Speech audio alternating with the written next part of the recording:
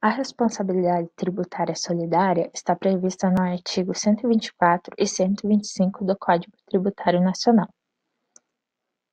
O dispositivo legal apresenta duas situações em que ocorre a solidariedade. Esse primeiro caso de solidariedade em que há interesse comum denomina-se solidariedade de fato ou natural.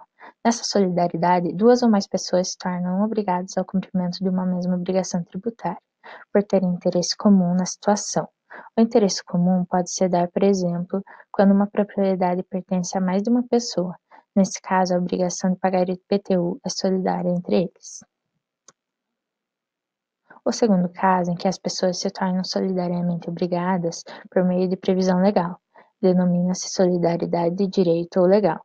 Em relação a essa solidariedade, como o próprio nome diz, decorre de lei que estabelece a obrigação solidária. Nesse sentido, o legislador, por exemplo, encontra respaldo no artigo 124, inciso 2º do CTN.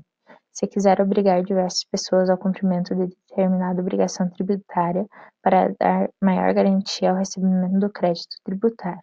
Há que se destacar que, mesmo quando a solidariedade decorre do interesse comum das pessoas, na situação que constitui fato gerador, a solidariedade decorre de lei, tendo em vista que o CTN, norma geral que previu a solidariedade, não deixa de ser uma lei. Sendo assim, pode-se dizer que a solidariedade sempre decorre de lei. O parágrafo único desse artigo também traz uma característica comum, tanto a solidariedade de fato como a de direito, é que não há benefício de ordem, conforme exposto no parágrafo único do referido artigo. Isso significa que o fisco pode exigir a dívida integralmente de qualquer um dos devedores solidários, sem seguir qualquer ordem. Trazemos aqui um exemplo para facilitar a compreensão. Assim, ou ente competente para instituir o tributo cobra ou delega a outra, e somente uma, pessoa jurídica de direito público para realizar a arrecadação, que seria um caso de delegação da capacidade tributária ativa. Diante disso, temos que, em matéria tributária, não há que se falar em solidariedade ativa.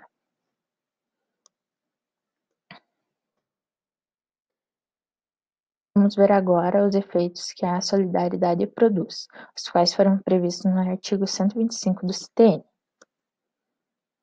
O primeiro efeito é que o pagamento efetuado por qualquer dos obrigados aproveita os demais. O que isso quer dizer?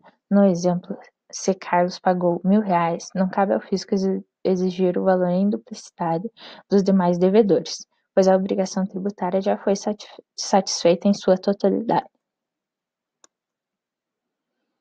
Também há que se ressaltar que a isenção ou remissão exonera todos os obrigados, salvo se for outorgada pessoalmente a um deles, substituindo quanto aos demais pelo saldo restante.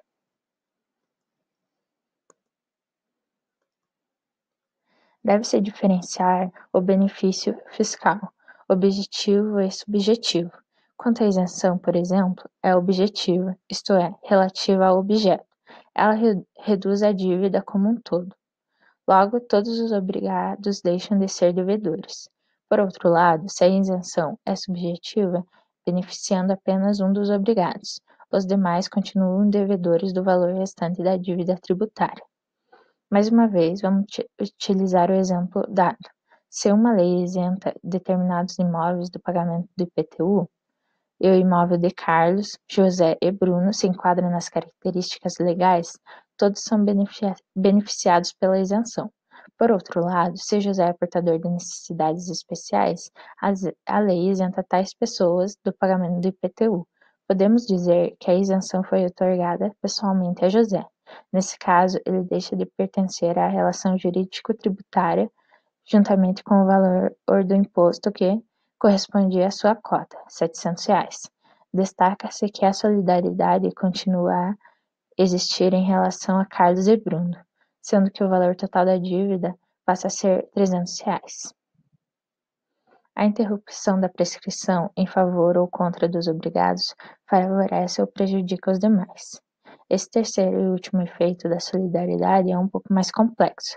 Para facilitar, Lembre-se que a prescrição se refere a 2 tipos de prazos. O prazo para o Estado promover a ação de execução fiscal com o objetivo de receber o valor do crédito tributário não pago pelo contribuinte.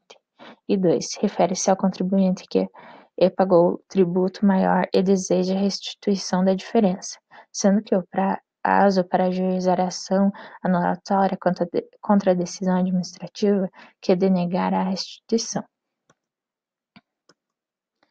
Para finalizar, a gente traz um esquema para facilitar a memorização sobre os efeitos da solidariedade.